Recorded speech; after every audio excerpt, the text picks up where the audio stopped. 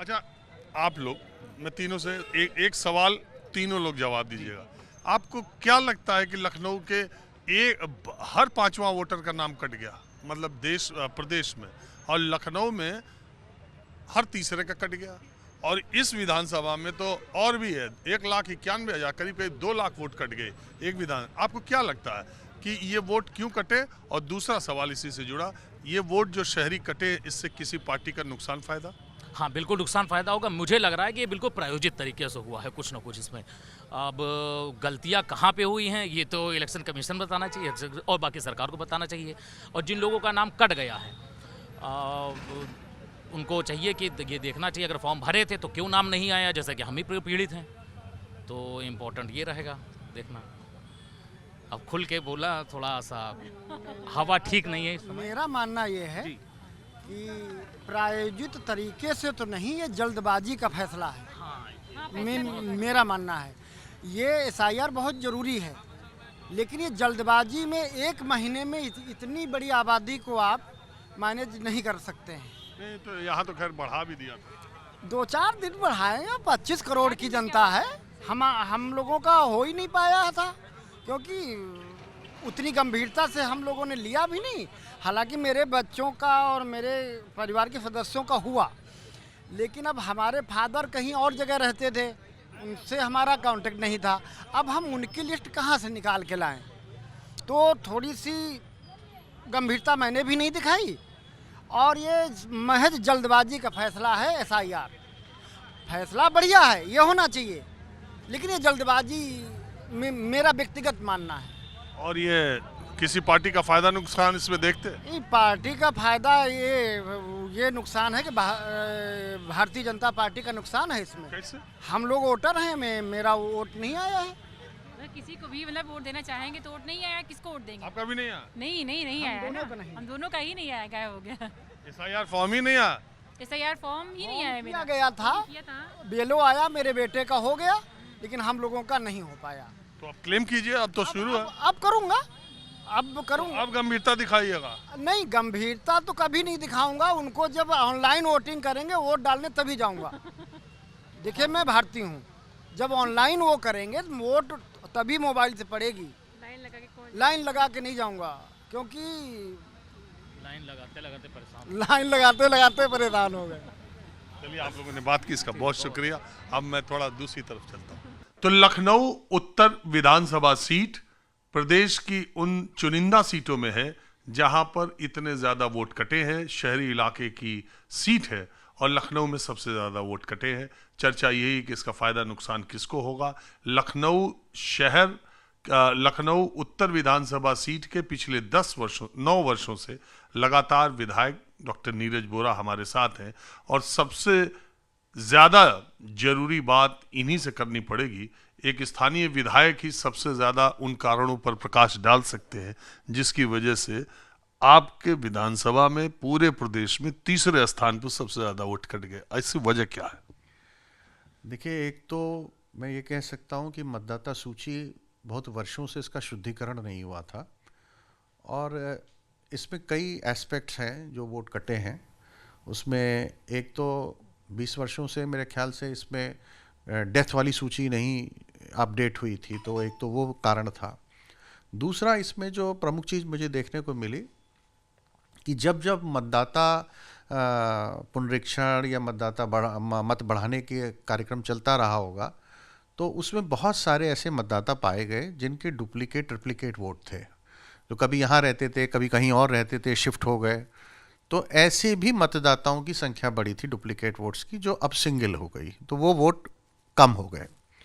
फिर इसमें एक तबका वो है जो, क्योंकि लखनऊ में ये चूँकि इंडस्ट्रियल सिटी नहीं है, लखनऊ नौकरी पेशा वालों की शहर है, तो बहुत सारे लोग आके यहाँ पर रहे, नौकरी के दौरान उन्होंने यहाँ वोट बनवा लिया, जो एक्चुअली में परमानेंटली शिफ्ट हो गया, ट्रांसफ़र हो गया, तो कहीं और चले गए। तो वो जो लोग नहीं पाए गए, जिसको हम लोग कहते हैं कि अनमैप्ड, जो अनट्रेसेबल है, तो वो भी एक बड़ी संख्या थी जो रिस्पांस नहीं मिल सका और उसे हम ढूंढ नहीं पाए। तो वो वोटरों की भी एक बड़ी संख्या है यहाँ पर।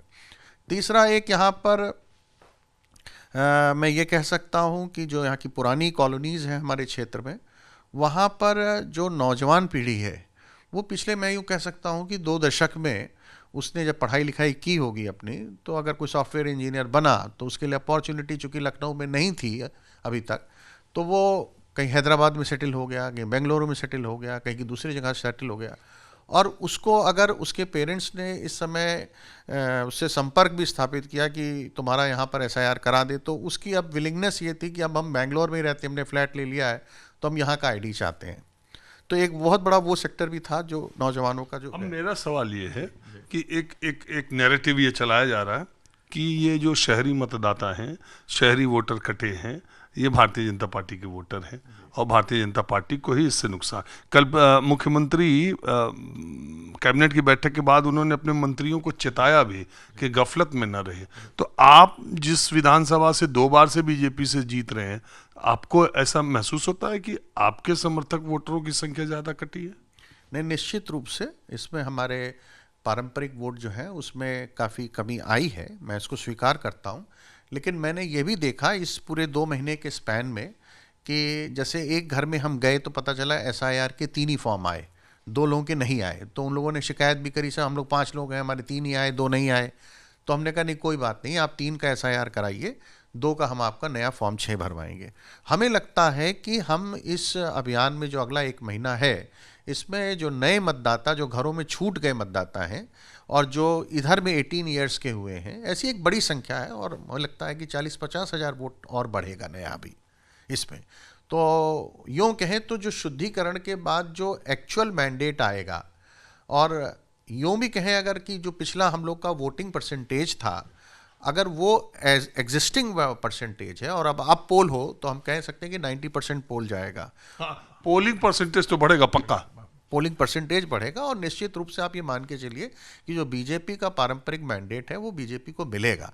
और हम लोग इसके लिए मेहनत भी कर रहे हैं कि लोगों के घर घर जाकर उनसे संपर्क स्थापित करके जिनके रह गए उनको लाने की कोशिश कर रहे हैं, और जिन लोगों ने ऑप्ट कर लिया गांव चले गए, हम उनको भी समझाने की प्रयास करेंगे कि आप लोग यहाँ रहते हैं, क्योंकि एक नैरेटिव जो यहाँ पर बना वो एक गलत संदेश चला गया कि ग्राम प्रधानों ने ये कहा कि आप अपना अगर यहाँ मतदाता नहीं बनोगे गांव में तो आपका हम परिवार रजिस्टर से नाम काट देंगे, और परिवार रजिस्टर से आपका नाम कट जाएगा तो आप गांव के बासिंदे नहीं कहलाओगे, तो आपको गांव की सुविधाएं नहीं मिलेंगी। तो उस भय का पेरेंटल प्रॉपर्टी और तमाम चीजें, यस उसको लेकर उन्होंने जब ये स्थिति पैदा की तो हर व्यक्ति ने ऑप्ट किया कि नहीं हम गांव में बनना चाहेंगे। कुछ लोगों ने ऐसा भी किया कि 2 बड़े बुजुर्गों ने अपना गांव का करा लिया, बाकी अगली पीढ़ी के लोगों का यहाँ लखनऊ में करा दिया, ऐसा भी किया लोगों ने। लेकिन ये जो एक भ्रम, एक नैरेटिव बना कि प्रधानों ने कहा कि परिवार रजिस्टर से नाम गायब हो जाएगा, उसमें लोग वहाँ गए। वैसे तो ये भी एक पहले बना कि ग्राम प्रधान का चुनाव होने वाला है और स्थानीय निकाय का चुनाव होने वाला है, तो लोग गांव में वोट बनवाना चाहते हैं, कोई लड़ने वाला है, कोई रिश्तेदार है, इस तरीके की बात थी। जबकि उसको सरकार ने बहुत स्पष्ट कर दिया कि वो राज्य निर्वाचन आयोग की मतदाता सूची अलग होती है और भारत निर्वाचन आयोग की अलग होती है, विधानसभा लोकसभा की अलग होती है। लेकिन ये परिवार रजिस्टर वाला जो है वो काम कर गया, और मुझे लगता है कि उसमें मुझे लगता है कि 40 से 50 हज़ार ऐसा मतदाता होगा जो हमारा ग्रामीण क्षेत्रों में, चूँकि अर्बन एरिया में यही है कि आसपास के जिलों के लोग आके रहते हैं तो उसी से आबादी बढ़ती है।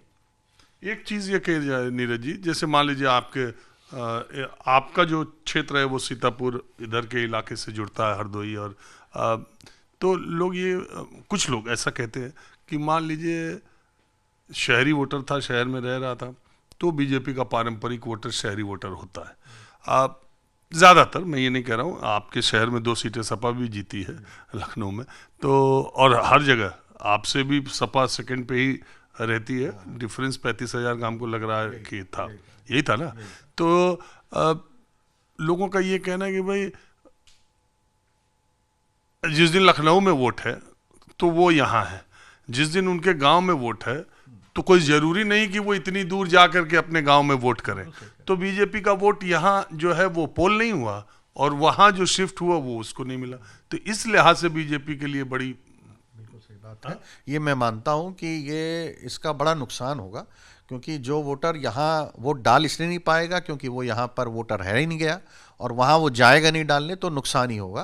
मैं प्रधानी में 100-200 किलोमीटर लोग चले जाते हैं, लेकिन विधानसभा लोकसभा का चुनाव के लिए कितने लोग ट्रेवल करके जाएंगे और वोट करेंगे, ये बड़ा सवाल। वो तो ये आप ये समझ लीजिए कि अगर उसका पोलिंग स्टेशन भी यहाँ दूर हो जाता है तो वहाँ भी वो आलस खा जाता है जाने में, कि अगर उसके घर से अगर पोलिंग स्टेशन कहीं गलती से उसका वोट ऐसे दूर के स्टेशन पर आ गया तो वहाँ नहीं जाता है, तो दूसरे डिस्ट्रिक्ट की बात तो बिल्कुल क्वेश्चनेबल है कि वो होगा कि नहीं होगा। लेकिन मेरा ये मानना है कि बीजेपी का तो वोट बैंक 2014 से अगर यूँ देखें तो वोट बैंक उसका ग्रामीण और अर्बन एरिया दोनों जगह बराबर से है, बराबर से बड़ा है, और हम लोग इसको ठीक कर ले जाएंगे।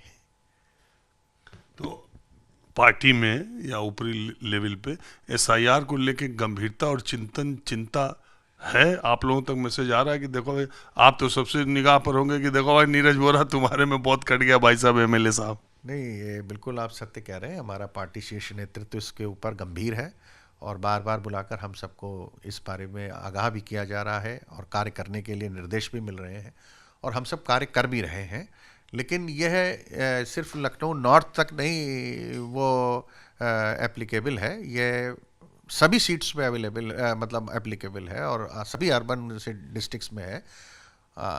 निश्चित रूप से मेरी सीट में, चूँकि यहाँ पर बड़ी संख्या में हमारे आसपास के ज़िले के सीतापुर, लखीमपुर, हरदोई के लोग आकर बसे थे, और अगर यूँ देखें तो अगर आप आज़ादी के बाद देखें तो ये सीट पारंपरिक रूप से ओल्ड लखनऊ भी इसमें आता है, बड़ा हिस्सा आता है। तो अब वो लोग तो परंपरागत 2003 में भी यहीं थे और 2000 आज भी यहीं पे हैं 2026 में, तो इसलिए वो उनका एसआईआर तो कहीं कोई उसमें प्रॉब्लम नहीं रहा। लेकिन जो नया आया इस बीच में वो मैं अगला सवाल पूछने वाला था, आप वहीं पे आए कि माइनॉरिटी ने इस एसआईआर में अपने आप को पूरा फुल प्रूफ करके उन्होंने अपना कोई फर्क नहीं पड़ा उनके वोटों पर, ऐसा आप मानते? क्योंकि मैं ज़मीन पर देख के आ रहा हूँ, अभी आप ही के क्षेत्र में एक जगह मैं उतरा, वहाँ 2-3 माइनॉरिटी के लोग मिले, उनसे मैंने पूछा मतदाता सूची में आपने नाम देखा? उन्होंने कहा सर कल रात ही देख लिया और 103 लोगों का देख लिया। और वहीं जितने दूसरे और लोग थे सब कह रहे हैं हाँ हो गया हमारा। तो हमने पूछा कब करे, कोई कह रहा 15 दिन पहले, वो एसआईआर फॉर्म भरने को ही पूरा मान ले रहे हैं। ये फ़र्क है। तो जिधर आप इशारा कर रहे हैं कि वो लखनऊ वाले लोग बड़ी संख्या में और एसआईआर से उन पर कोई फ़र्क नहीं पड़ा। नहीं, देखिए क्या है कि उनके यहाँ जागरूकता रही और मैं तो उसको खुद ऑब्जर्व करता रहा और मीडिया के माध्यम से भी सारी जनता को मिलता रहा। एक ये समस्या है कि जो पारंपरिक भारतीय जनता पार्टी का वोटर है वो पता नहीं उसके अंदर क्यों इस बात का आलस्य है। हमारे लोग जाते हैं उनके यहाँ फॉर्म देकर आए, उनसे बार बार पूछते हैं हम कब आ जाएं कलेक्ट करने के लिए, दोबारा कब आएँ, तिबारा कब आएँ, वो कहते हैं कल आ जाओ, बाद में आ जाओ, बाद में आ जाओ, और उनको देने में भी आलस्य रहा। और वहीं एक वो वोट है जो हम लोग को नहीं मिलता है कुछ हद तक, और वो वोटर क्या कहते हैं खुद खड़ा होकर जग कर और सारे अपनी औपचारिकताओं को पूरा करने में जुटा रहा।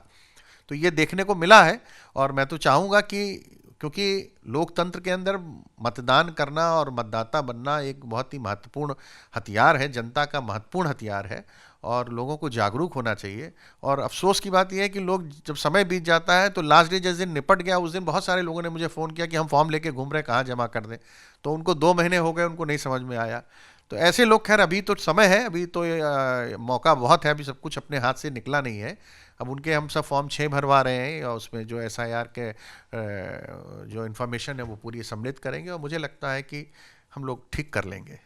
चलिए नीरज जी, 2017 में जब आप चुनाव लड़ रहे थे तब मैंने आपसे बात की थी और 2027 में जब आप चुनाव लड़ेंगे उसके 1 साल बाद यानी 9 वर्षों के बाद मेरी आपसे मुलाकात हुई। आपने समय दिया बीमार रहने के बावजूद, इसका बहुत शुक्रिया।